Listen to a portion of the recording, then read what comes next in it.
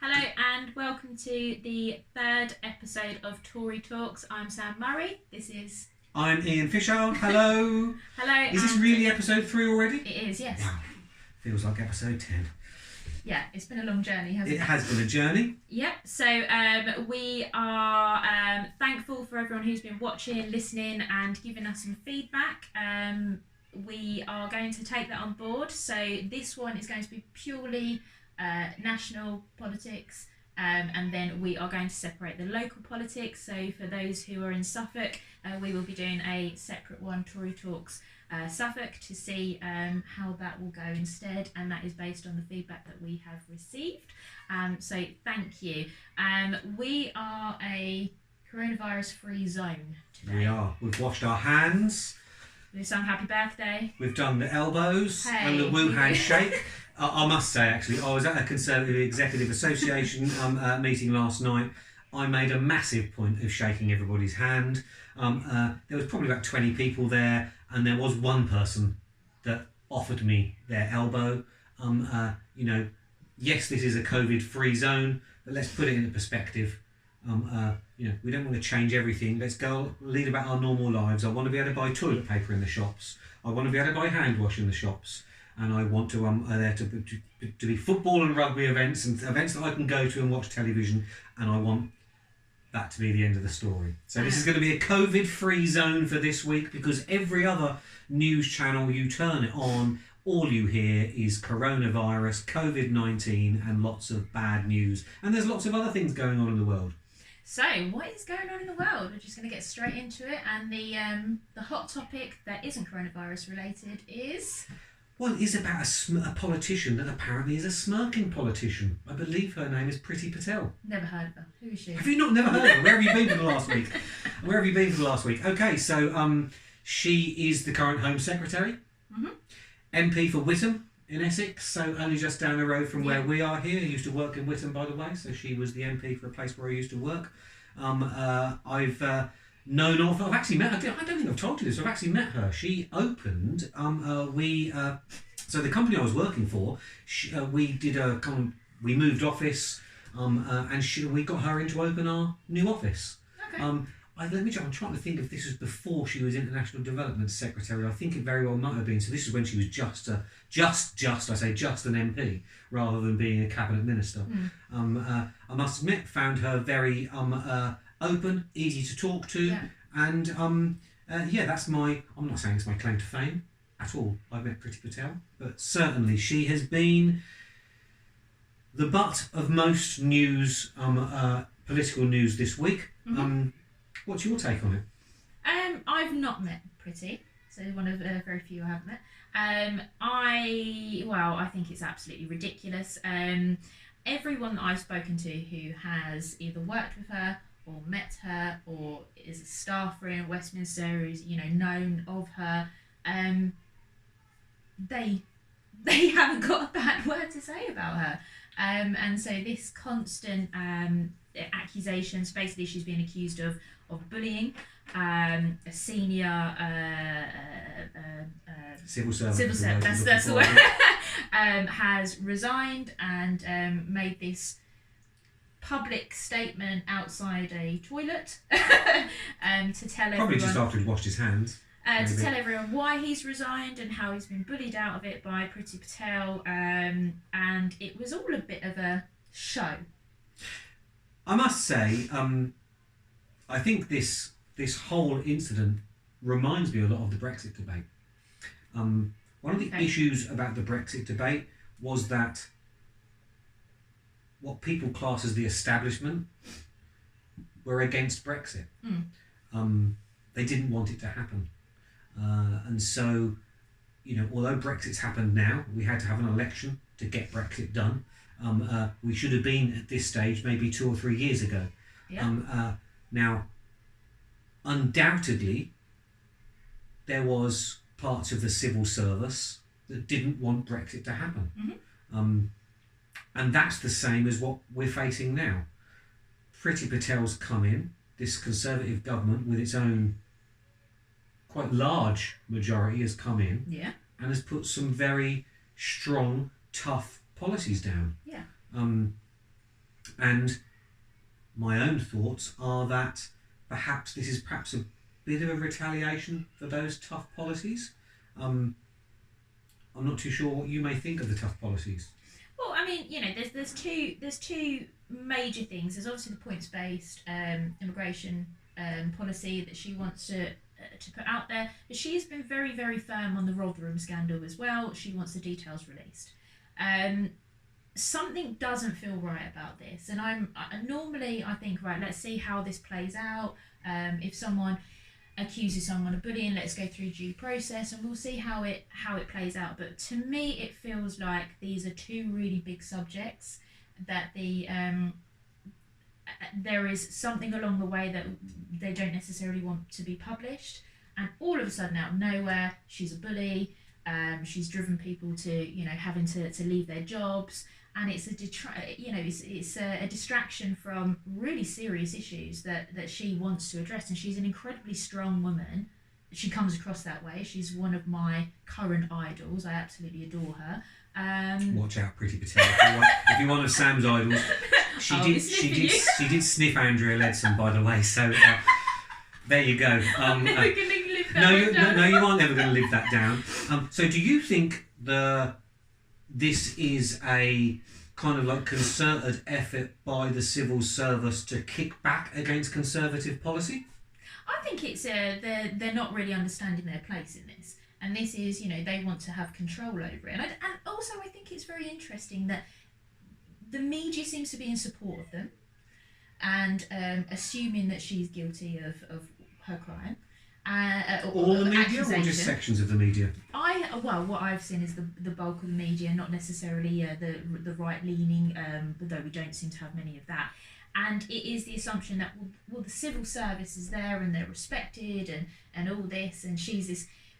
We don't seem to have that same respect for Dominic Cummings. And so it's we either respect our elected officials and our MPs that are, in this case, Priti Patel, or there's a bit of hypocrisy. Do you see where I'm coming from? Yeah, I mean, I do. My take on this is slightly different. I mean, the civil service and the Home Secretary have had a rough, not necessarily the current Home Secretary, the role of Home Secretary, but probably had quite a rough relationship for decades. It seems to me to be the department that rails against its political masters more than any other department. Agreed. Priti Patel is certainly not the first Home Secretary in the past 20 or 30 years to be described as difficult by the civil service.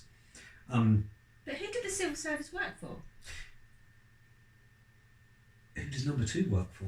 Number 2 works for number 1. Who is number 1? This goes to the heart of the debate.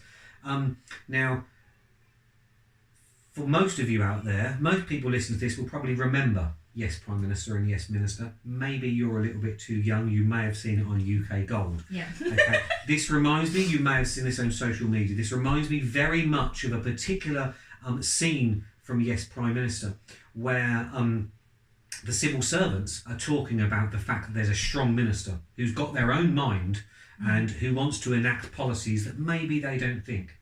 And they go, and basically the part of the sketch is the head of the civil service, who's the cabinet secretary of the time, turning round to one of his juniors and saying, this is time for an SR. And what an SR is a strategic resignation. This isn't the first time that a quite high-profile member of the civil service has resigned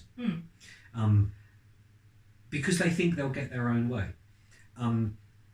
Part of me is worried that this is labelled as the establishment of which the civil service is a part of, and the establishment against the government. Part of me likes that rhetoric because for many, many years, I suppose Conservatives were considered part of the establishment. So it's not necessarily a bad thing that we're not considered that now.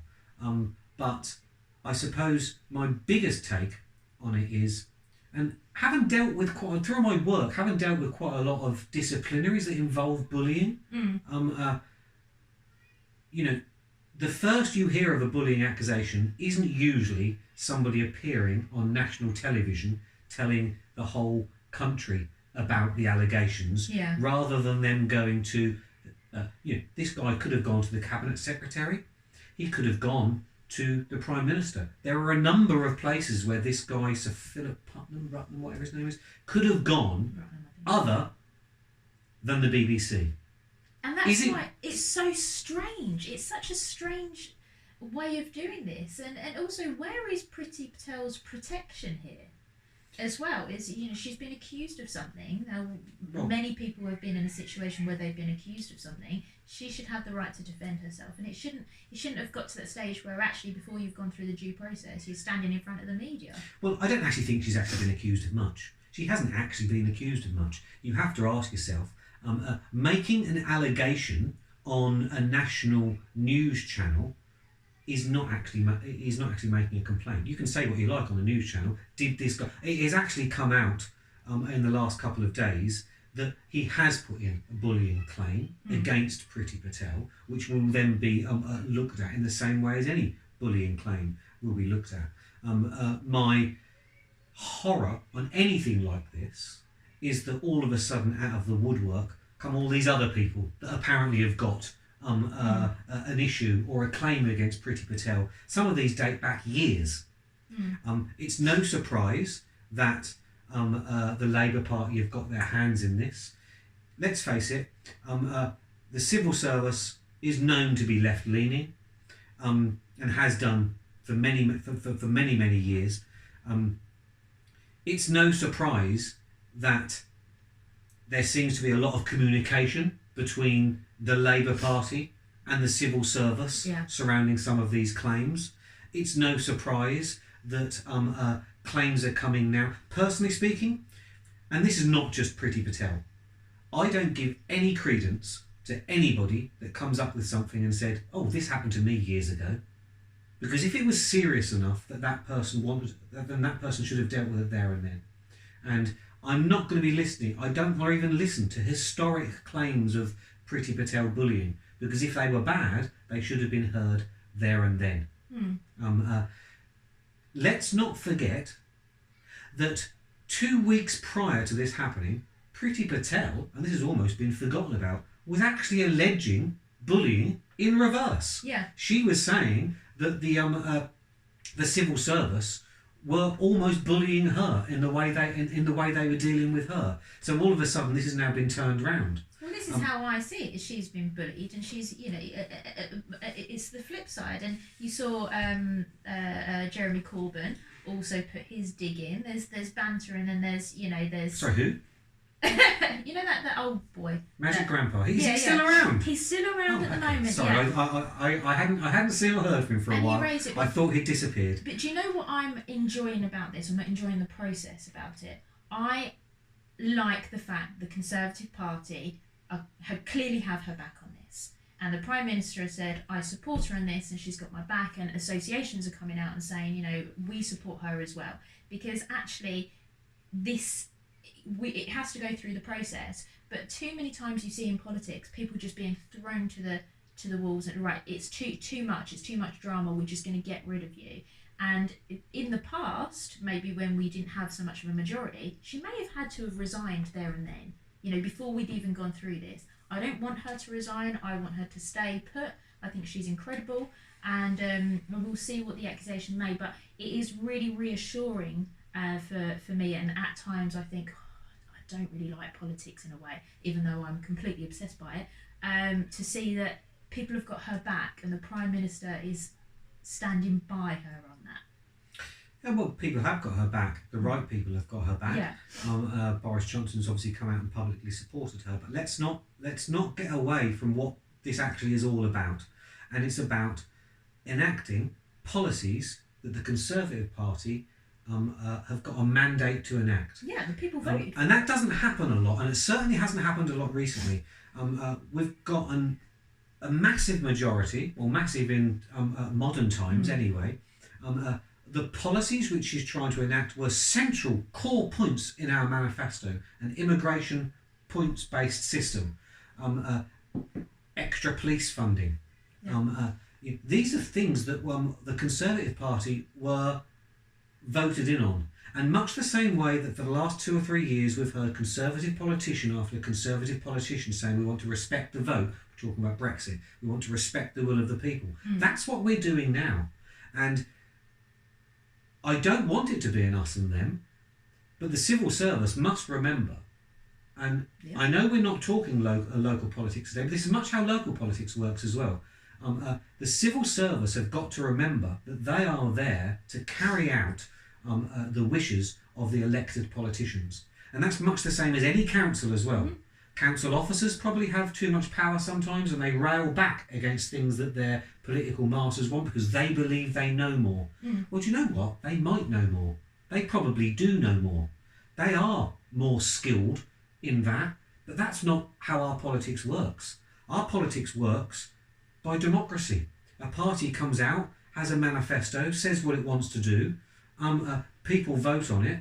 Now, realistically, just because some people that have studied this in university or been working in a department for 20 years, if they don't think it's right, well, they get one vote the same as everybody else. Their opinion isn't worth more than my opinion or anybody else's opinion. So the civil service needs to understand that they are there to enact what elected politicians say. And this, to me, this is the Brexit argument all this over is exactly again. What I was thinking. And there will be one winner. There will be one winner. And the winner will be the people. And although I hate these terms, the People's Parliament, the People's Assembly, the People's this, that, or something else, it's true.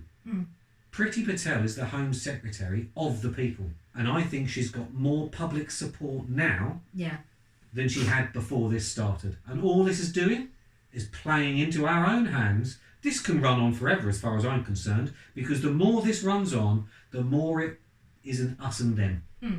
And that suits our agenda at the moment. Yeah, and absolutely. And the Conservative Party has adapted. We did the People's Prime Minister, and we are adapting because actually we have become the party that are the defenders of democracy, and we have done since Brexit. So this is going way beyond Priti Patel and the bullying accusations, and this is about, can we restore democracy once more? Well, it is. And this is what democracy is all about. Will be interesting to see how it pans out. I'm quite pleased that we have, when I say we, I mean the Conservatives, we've enacted an independent inquiry. I just love the fact that Labour Party say that it's not an independent inquiry, but it's being run by the Cabinet Office Secretary, who's a civil servant. So yeah, you're right, it's probably not independent. It's probably not independent against the Conservatives. You've got Labour saying it should be independent, it should be independent. It is. It's being run by the civil service, which are supposed to be independent. But considering one of the people in this inquiry is a civil servant, then maybe it should be run by somebody different. But I've got faith that it will be run correctly. And I've got faith that right will see through, and that regardless, these policies are going to be enacted. I hope that it's Priti Patel to enact these policies. Me too. Yeah. But if not, it will be another successful Conservative Home Office, Home Secretary that does this. But that's the main thing. Priti Patel, strong woman, and I think a lot of people are scared still of strong women. Absolutely. And actually it couldn't come up at a better time, because do you know what tomorrow is? I do know what tomorrow is, actually. Strangely enough. No, it's not because of you. I know tomorrow is International Women's Day. And the reason I know that is because it's actually quite big it's a lot bigger in other countries than it is here. Yeah. And because I used to work with a lot of people from Poland, Czech Republic, whatever, it was them that introduced me to the fact that it was International Women's Day. Yeah. Because it's quite big over there, so I'm not as clued up on it as some people, but I am aware that it's happening. Yeah, so tomorrow is International Women's Day, so the date of recording this is the 7th of March. So today there has been an announcement that will be great for women and to help us with further championing equality, and that is scrapping tampon tax. So that's going to be coming up in the budget. Now, people say, well, it doesn't save you a great deal of money. It's probably about £40 to £80 in your lifetime, but it's the principle of the thing. So I'm happy that tampon tax is being scrapped. It was never a luxury item, and it proves that, we couldn't have done that had we not have left the European Union. But we still didn't need to do that, and so it is again the Conservatives who are championing women and equality, and have taken those products and realising that we don't have a choice of using them, and so it is unfair to tax that. And so I'm really happy to see that was announced today, and it is. I know it's a little policy, but it matters. Well, it's a policy of, funnily enough, which is not as important to me as it is to you. Tell us, please. I see this more as a principle thing. Mm-hmm. The thing that excites me most about it is the fact that this is the first identifier. To me, this is the first identifier that we've left the European Union. We proposed this scrapping of the tampon tax a few years ago. Yeah. And we were stopped doing it by the European Union. Mm-hmm. So to me, it's significant in more than one way.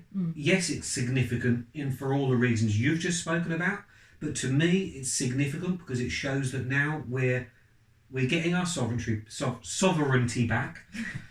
We're beginning to enact rules and laws that we could never have done before. Mm-hmm. And yes, it is a small one, and it is a small start, but it shows you that we're now in control of our own destiny. And to me, that's far more important than saving a few pence on women's sanitary products.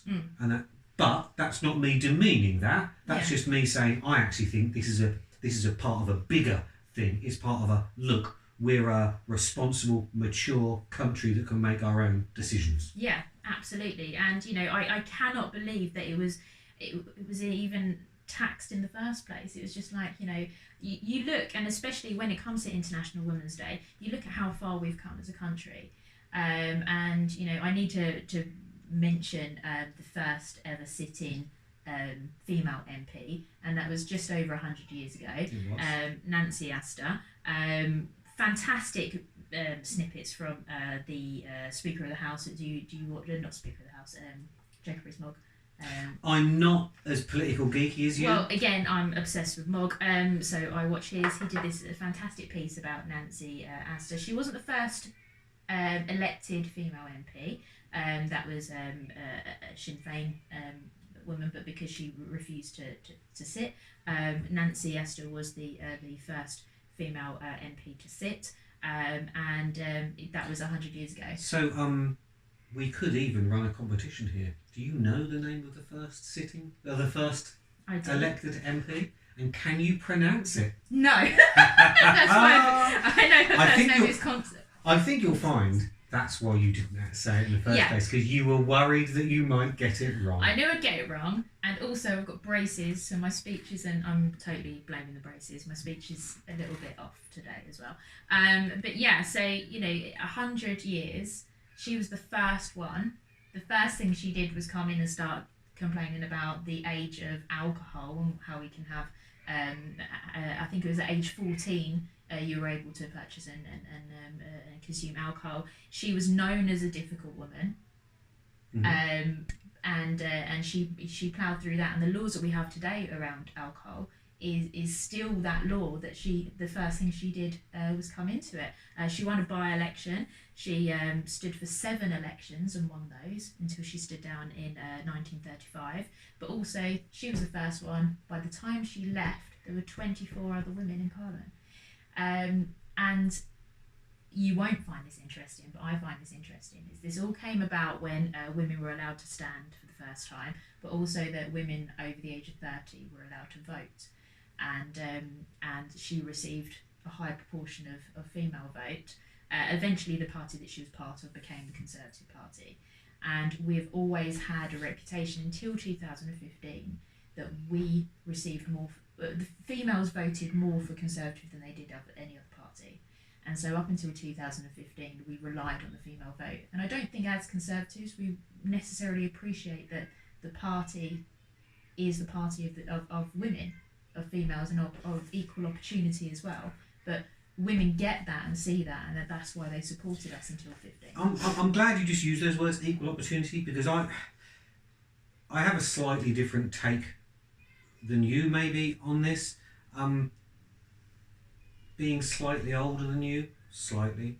I was brought up when my interest in politics first came around when Margaret Thatcher was the Prime Minister. So and I was quite young. So I was probably, Margaret Thatcher was the Prime Minister. We had the Queen as our head of state. This lady here? That lady. Yeah, that lady. Now, I'll be honest, I was brought up, no sympathy here, my mum and dad split when I was very young, so I was brought up by strong women. There were times in my house where I've got an older sister, brought up by my mum. My nana lived around our house as well. On the television was Margaret Thatcher. I didn't necessarily grow up thinking that there was any kind of issue with the genders because I was just brought up in a very female-dominated environment. So I probably don't see things the same way as some others do, because although some people won't believe this of me, I don't necessarily see gender as much as perhaps some other people do, because I'm used to, I can't remember which two television presenters it was, or whether it was even David Cameron talking about pink jobs and blue jobs. Okay, yeah. And I know it's slightly off topic, but that's never been the case where I've lived. Yeah. Because if you live in a house where you're only being brought up by females, there are no pink jobs or blue jobs. There are just jobs.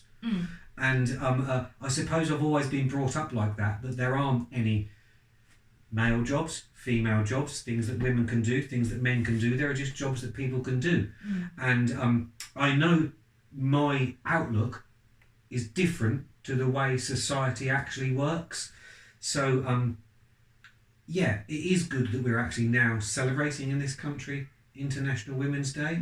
And I am still shocked, really, that across the world, not just in this country, that across the world there hasn't been perhaps as much females in positions of power as what there should have been. And whether that's because they've not put themselves forward or there's people railing against it, I'm not too sure. But it's certainly good now to see that there is better representation than what there has been ever before. But when you look at representation, when you say better representation, in my mind, I don't necessarily think of quotas and 50-50. I think of the quality in which we've got, and that's the difference, I guess, between us and Labour, is we don't look at the numbers. So Labour actually at the moment, so in 2019 election, they have 51% of their MPs are women. Now some people would say, what an achievement, they've reached equality here. We don't, we have significantly lower. However, the quality of the women coming through, and we've always produced quality women, I believe, and that's why we've seen the first female Prime Minister, the second female Prime Minister, coming through the Conservative way of best person for the job instead of just looking at what their gender is. And that's why we're producing quality women instead of the quantity. So it's how do you interpret that? Is it about quotas? Is it about numbers? Or is it about... Well, again, I don't... You see, again, this is about identity. And again, although people that know me might think this is a strange thing for me to say because they won't necessarily believe it, I don't see the identity. Male, female, Christian, Muslim, black, white, I don't necessarily see it. If I go to a meeting and I'm there to elect somebody, I listen to what they've got to say. I've got to choose between that one and that one. I listen to what they say, I see how they resonate with me, and I'll vote for whichever one resonates with me the most. I couldn't care less what they are. I do think, I'm totally against all women shortlists, the same way as I would be against anything shortlists. If we've got a lack of a certain particular group, then I don't believe we should be promoting them through having only that group on a shortlist. One of the things about conservatism that I really like is that there's an equal opportunity for all. And, you know, if that means that we only have a small percentage of people from a certain group, whether that be male, female, different racial groups, then so be it. It's knowing that all of those people have had the opportunity to shine within the Conservative Party, rather than, and this is where I think Labour does themselves a disservice. My personal opinion on shortlists and on all women shortlists and things like that is that when somebody does eventually in Labour, and I don't know when it's going to happen, certainly not going to happen in this leadership election, which does look like Starmer's going to win. Yeah. But when eventually Labour do have a woman in charge, of course Labour supporters are going to say, yes, best person for the job. Are the rest of us going to be saying, oh, she's only there because she was given an all-woman shortlist? And that's the problem. I don't think it does. It almost tells women that they're not good enough to achieve by themselves. Yeah. They need to have a rigged playing field to be able to achieve. And that's rubbish. That's so old-fashioned. And that's why, you know, we need to remember people like Nancy and Maggie Thatcher, because they weren't given those, you know, all women shortlists, and they still managed to climb up the ranks, and they still managed to be the first, and then Theresa May the second. And it's just about being good enough for the job. So question, Jess Phillips said that Keir Starmer, I believe it was Jess Phillips, wasn't it? He should pass the mic over, step back, allow them to experience. Is this Jess Phillips who had to withdraw from the leadership contest because she didn't have any hardly anybody that even supported her? Correct. Okay. What do you make of that comment? Well, I'll be honest with you, I tend to ignore everything that Jess Phillips says. I think she's the least suitable person to be an MP. She's just a shouty person that's got a bit of an anger issue, and has got a massive chip on her shoulder. I think when she walks in the room, probably the whole room smells of vinegar. Look, so no, I don't agree anything that Jess Phillips says. Of course not. If Keir Starmer wins the race to be the Labour leader, personally, I hope Rebecca Long-Bailey wins, because if Rebecca Long-Bailey wins the election, then us Conservatives are going to be in power forever. If Keir Starmer wins, he's won because the most Labour groups, and it's a very strange way they do their election. I mean, some people end up having about 10 votes because they vote through their constituency party, they vote because they're a councillor, they vote because they're a member of this and a member of that, and then they're in a union. Very strange. Surely our way, the Conservative way, one member, one vote. It's probably why ours didn't last anywhere near as long as this. This has been going on for a year, hasn't it? But if Keir Starmer does end up winning, it's because he's the best candidate in the eyes of the Labour people that vote for him. Why should he pass that buck on? Because to me, that's taking this whole equality to the wrong level. That's saying that men aren't equal to women. You won in a fair race, but you've got to give it to a woman. Well, that's not equality. But some people argue that, okay, well, we might not necessarily get the best quality people in, but if we have 50-50, then eventually people will be inspired to become MPs or what have you, more women will apply for these roles, and therefore eventually you'll get good quality women in. That argument makes me actually feel a little bit sick, because I would hate to be one of those good quality women, and I'd like to think I would be one, sitting there with someone who isn't as good as me and has all been seen by the men in the room as only there to reach a quota. Nobody's ever going to take me seriously. It's a horrendous argument, and I feel uncomfortable, and I feel the need to say that as a woman that I don't agree with that argument. Well, I don't. I mean, funnily enough, because I'm not that up on Labour Party history, I think it was Tony Blair, or under Tony Blair's leadership, where the first all-women shortlists came in. Okay, so it's been for a while. Labour have had all-women shortlists for some time now. You mentioned, I didn't know this, but you mentioned, I think you said 51% of their MPs are women, did you? Yeah, I believe so, yeah. It seems like a very contrived number to me. But, so they've had this policy for a while, women-only shortlists. You name me more than 2 good, strong, female MPs within Labour at the moment that have managed to rise to the top because of women-only shortlists.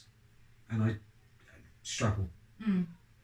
Now, look at some of the women that are in the shadow cabinet, and there's one perfect example of somebody that has been promoted purely because of identity. Mm-hmm. Because they tick the box of being female, they tick the box of being BAME, which is a word I hate using.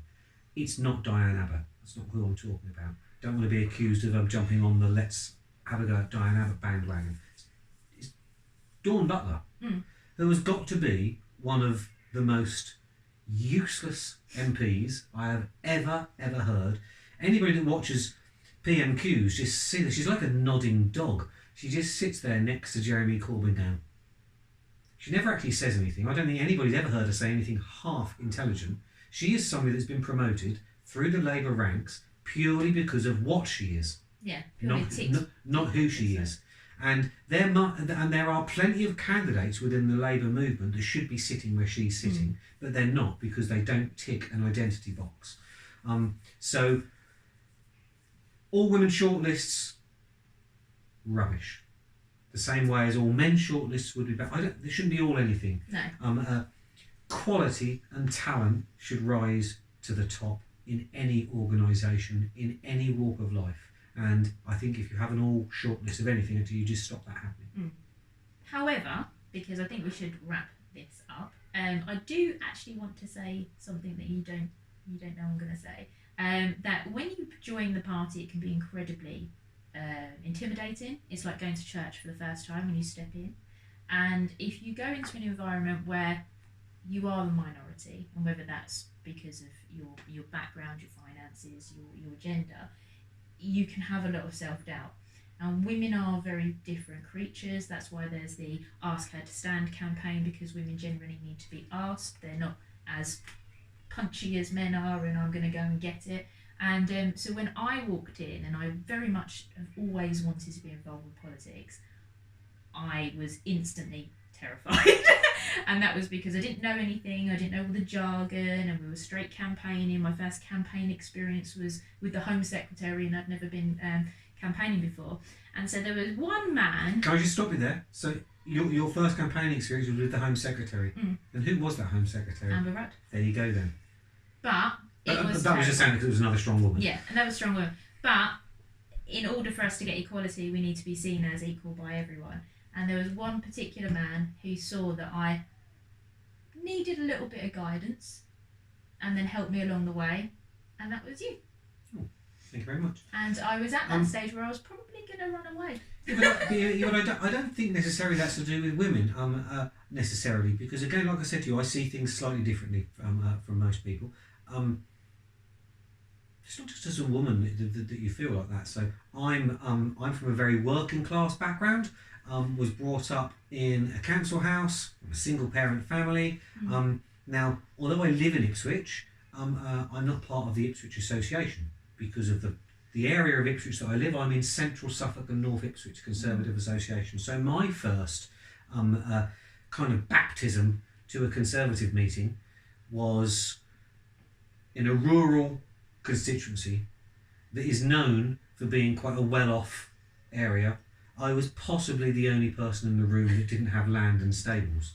Okay. So real stereotypical. Was true. I've got it now because I've got my coloured chinos on now, which you probably can't see there. I think the room was just a mixture of red chinos, braces, and tweed jackets. Tweed, yeah. There was a lot of tweed there.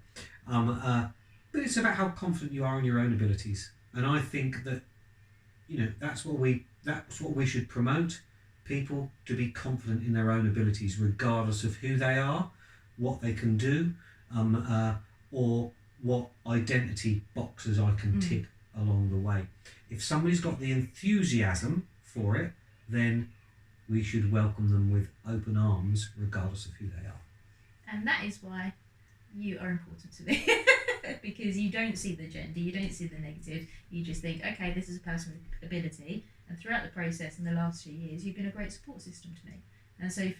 And I don't really want to go down that identity thing, but in order for women to succeed, they need a support system around them, just like anyone else. And you have been my support system. And so for International Women's Day, I'd like to thank a man that's in my life that's helped this woman get where she is. Which is not very far, actually, so you're not doing a very good job. I'll take that compliment. I'll always take a compliment. Yeah. Well, it is International Women's Day, so we should celebrate everything that women bring to the table. But I would say as well that let's not forget that we all need strong women in our lives. Sometimes we don't necessarily think that, but they do bring something different to the table than men do. And however much I'd like to think that everybody's the same, and I see everybody as the same, I do know that different groups, different identities of people do have slightly different takes on things. The more inclusive we are as a party, the better it will be ongoing. But the more inclusive we are as a society, the better it will be. And if one thing, I know I said it was going to be a coronavirus-free zone today, but if one good thing can come of this, is the fact that people realise that the world's a lot smaller place than people think it is, and we're a lot more interlinked than people think they were before. And what happens in a country in Africa or a country in Asia or to a woman in Indonesia affects what happens in the UK on a day-to-day basis, and perhaps that might just have the effect of making people work better together for a common good. It seems to me at the moment that the world's scientists are all working towards the common goal of some kind of cure, some kind of thing that we can have to protect us from coronavirus, much the same as there's a flu vaccine. And they're working together to get this. Now, let's actually take something from this. When this is all over, because as a human race we will beat it, but once it's all over, if we can take from it the ability that we're all the same, we're all suffer from the same problems and issues, and what goes on in one country can affect what goes on in another. Let's take that away from this, and then perhaps we won't have the need for International Women's Day or International Men's Day or International Anything Day, because we all look at each other in a bit more of an equal way. Wow, that was pretty deep. I know. Thank you. Done. So I think we should probably end it there, because I don't think I can match that. Just gonna cry. So emotional. So thank you so much for listening and watching. The next episode will be a local one, and then we will do it on rotation. So Tory Talks local, and then back to national politics. Unless something drastic happens next week, it'll probably be purely local. Something drastic happens in politics most weeks. Well, yeah, I don't know why I said that, because a week's a long time in politics. Exactly. It is. All right.